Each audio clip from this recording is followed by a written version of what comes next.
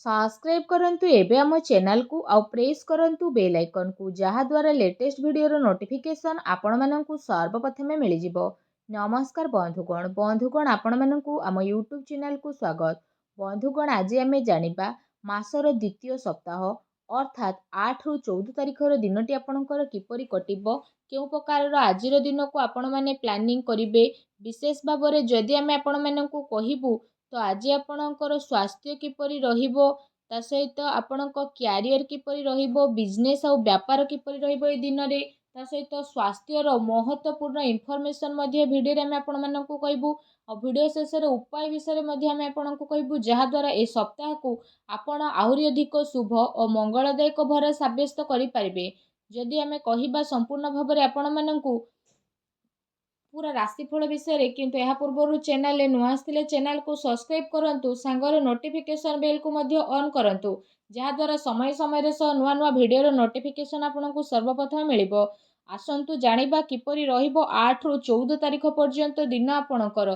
जदि सबुठारु प्रथमे कहबा कि कोन ए दिन रे आपनको पई विशेष भाबरे पॉजिटिव रहिबा पई जाउची जदि आमे आपण माननकु कहबु ए समय अवधि रे आपणकर विशेष भाबरे वित्तीय स्थिति रे काफी सुधार आसी जिवो। किछि नुआ आरंभ करिबा पई ए दिन आपणक पई बहुत ही भलो रहिबो आ अनुकूल रहिबो। आपणकर परिश्रम आ प्रयास द्वारा ए सेकेंड वीक रे आपणक सामना रे सफलता मिलिबो। विवाह योग्य लोकंक पई कोनोसी भलो संपर्क आसी पारे बा कथाबार्ता मध्य घरे आपणकर होई पारे। एहा सहित समाज एवं संपर्कियंक सहित आपणकर प्रभावशाली व्यक्तित्व आउ सरल स्वभाव कारणरू आपणकर मान प्रतिष्ठा बनिक रहिबो। समय आपणकर किछि मिलाजुला प्रभाव मध्ये आपणक पई नेकी आसुछे किंतु जदि कहिबा ताको बहुत भलो बनेइबा आपणकर काम अटे। किछि टाइम रे अति संपर्कियंक सहित जहाँ भी मनांतर मतांतर आपणक घरे चालुथुला तो ए सप्ताह रे से सबुर स्थिति टिके परिवर्तन हेबो आउ संपर्क रे पुणी थरे मधुरता आसीबो। प्रतिष्ठा लोकंक सह मेलमेलाप बढ़िबो जहाँ आपणकर भविष्यत पई बहुत ही लाभदायक सिद्ध हेबो। धार्मिक स्थल रे जीवार विशेष भाबरे आपणकर प्रोग्राम बनिबो जहाँ द्वारा बहुत अधिक शांति आउ हल्कापण आपण अनुभव करिवे। घरे सुख सुविधा संबंधित वस्तुर किणाकिणी आपण करिवे। कोनोसी दामी जिनिस मध्य कि आपणकु देई पारे। विद्यार्थी वर्गों को निजर चाकरी संबंधित कोनोसी क्षेत्र रे इंटरव्यू रे सफलता मिलिबार जोग बनुछि सेतिपाई पूरा परिश्रमर सहित आपण आपणक कार्य करंतु ता सहित आपण आपणकर सिद्धांत द्वारा कौनसी प्रकार समझौता ए सप्ताह रे करंतु नाही।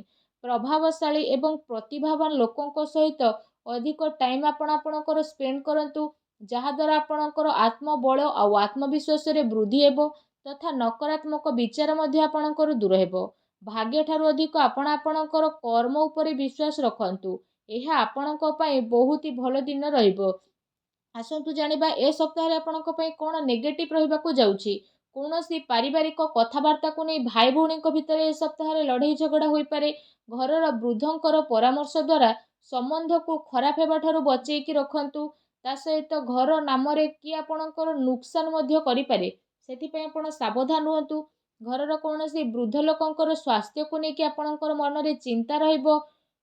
दूर जगह को जीवाक मध्य आपणकु पड़ी पारे ता सहित आपणकु आपणकर स्वभाव रे इगो को खत्म मध्य करबाकू पड़िबो जहा द्वारा प्रॉब्लम सबुर शीघ्र समाधान होई जिवो।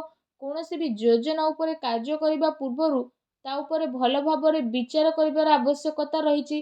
कोनोसी दुखद समाचार मिलिबा कारणरू मन रे आपणकर उदासी आ नकारात्मक विचार मध्य आसीबो किंतु जदि कहबा आपण शीघ्र ही से सबुरु बाहर को बाहरिबे। विद्यार्थी वर्ग पाठ पढ़ार अपेक्षा फालतू भूल बुझामणा रे अधिक ध्यान देबे आ निजर महत्वपूर्ण कार्य को बहुत ही अधिक संभाळिकी मध्य रखिबे।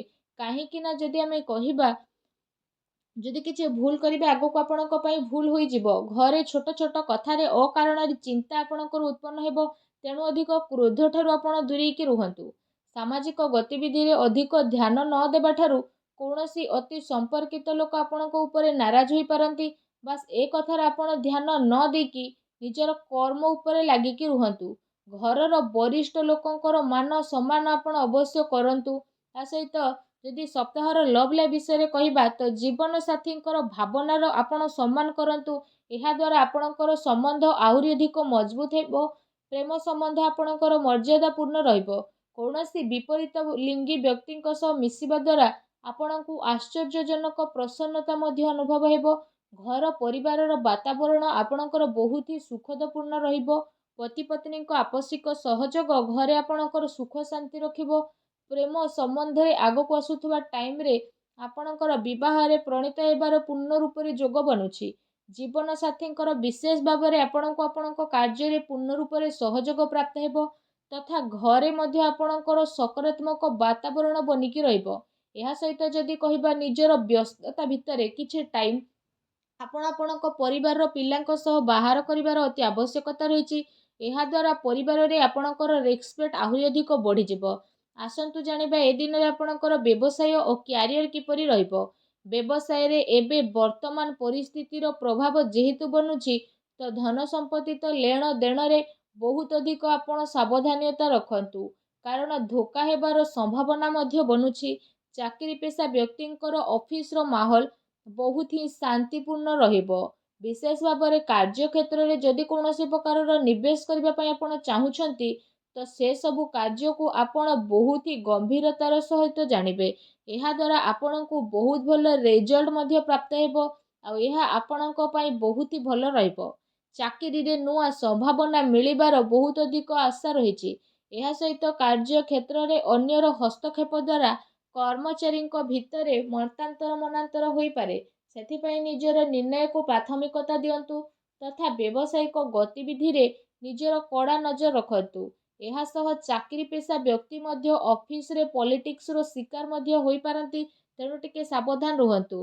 ଏହା ସହିତ ଏ ଦିନରେ ଆପଣ କୌଣସି କାରଣରୁ କାର୍ଯ୍ୟ କ୍ଷେତ୍ରରେ ଅଧିକ ସମୟ ଦେଇପାରିବେ ନାହିଁ ତଥା ସହଯୋଗୀ ଏବଂ କର୍ମଚାରୀଙ୍କର ଆପଣଙ୍କୁ ଉଚିତ ସପୋର୍ଟ ମଧ୍ୟ ମିଳିବ। ଚାକିରି ପେଶା ବ୍ୟକ୍ତିବିଶେଷଙ୍କୁ ନିଜର ଉଚ୍ଚ ଅଧିକାରୀଙ୍କର ପୂର୍ଣ୍ଣ ରୂପରେ ସହଯୋଗ ମିଳିବ। ବ୍ୟବସାୟିକ କ୍ଷେତ୍ରରେ ଯଦି କହିବା ଆପଣଙ୍କର କାର୍ଯ୍ୟକ୍ଷମତାର ସଫଳତା ମିଳିବା କାରଣରୁ ବହୁତ ଅଧିକ ସଫଳତା ଆପଣ ପାଇ ମଧ୍ୟ ଯିବେ। ଏହାଦ୍ୱାରା ପ୍ରତ୍ୟେକ କାର୍ଯ୍ୟକୁ ଆପଣ ବହୁତ ହି ଗମ୍ଭୀରତାର ସହ ଆଗକୁ ନେବେ। ଚାକିରି ପେଶା ବ୍ୟକ୍ତିଙ୍କୁ ତାଙ୍କର କାର୍ଯ୍ୟକ୍ଷମତା ପାଇଁ ପ୍ରୋତ୍ସାହନର ପ୍ରାପ୍ତି ହେବ, ଯାହାଦ୍ୱାରା ଆପଣଙ୍କର ମନ ବହୁତ ହି ପ୍ରସନ୍ନ ରହିବ। ଆସନ୍ତୁ ଜାଣିବା ଏ ଦିନରେ ଆପଣଙ୍କର ସ୍ୱାସ୍ଥ୍ୟ କିପରି ରହିବ। ଯଦି କହିବା ଏ ଦିନରେ ଆପଣଙ୍କ ସ୍ୱାସ୍ଥ୍ୟ ବହୁତ ହି ଉତ୍ତମ ରହିବ ତଥା ଆପଣ ଊର୍ଜାରେ ମଧ୍ୟ ଭରପୁର ରହିବେ। ଏ ସପ୍ତାହରେ ଆପଣ ନିଜେ ନିଜକୁ ବହୁତ ଖୁସି ଭରା ଆଉ ଚିନ୍ତାମୁକ୍ତ ମଧ୍ୟ ଅନୁଭବ କରିବେ। ତା ସହିତ ଏ ସପ୍ତାହ ଆପଣଙ୍କ ସ୍ୱାସ୍ଥ୍ୟ ଦୃଷ୍ଟିରୁ ବହୁତ ହି ଭଲ ଟାଇମ୍ ରହିବାକୁ ଯାଉଛି। ଏହା ସହିତ ନିଜର ସ୍ୱାସ୍ଥ୍ୟକୁ ଆହୁରି ଅଧିକ ଭଲ କରିବା ପାଇଁ ଆପଣ ପ୍ରତ୍ୟେକ ଦିନ ଯୋଗ କରନ୍ତୁ, ବ୍ୟାୟାମ କରନ୍ତୁ, ସୁସ୍ଥ ରୁହନ୍ତୁ। ଆସନ୍ତୁ ଜାଣିବା ଏ ସପ୍ତାହରେ ଆପଣଙ୍କ ପାଇଁ କ'ଣ ବିଶେଷ ଉପାୟ ରହିଛି। ଯଦି କହିବା ସପ୍ତାହରେ ଆପଣ ପ୍ରତ୍ୟେକ ଦିନ ତୁଳସୀ ଚଉରା ପାଖରେ ସନ୍ଧ୍ୟା ସମୟରେ ଘିଅର ଦୀପ ଲଗାନ୍ତୁ। ତା ସହିତ ପକ୍ଷୀମାନଙ୍କୁ ଘରର ଛାତ ଉପରେ ଦାନା ଖାଇବାକୁ ଦିଅନ୍ତୁ, ଗାଈକୁ ସବୁଜ ଘାସ ଖାଇବାକୁ ଦିଅନ୍ତୁ। ଏହାଦ୍ୱାରା ଘରର ସମସ୍ତ ନକାରାତ୍ମକ ଶକ୍ତିର ବିନାଶ ହୋଇଯିବ ଆଉ ଆପଣଙ୍କୁ ଶୁଭ ଫଳ ପ୍ରାପ୍ତି ହେବ। ଭିଡ଼ିଓଟି କେମିତି ଲାଗିଲା କମେଣ୍ଟ କରିକି ଜଣାନ୍ତୁ। ଆଉ ଯଦି ଚ୍ୟାନେଲରେ ନୂଆ କରି ଆସିଛନ୍ତି ଚ୍ୟାନେଲକୁ ସବସ୍କ୍ରାଇବ୍ ମଧ୍ୟ କରନ୍ତୁ। ଧନ୍ୟବାଦ।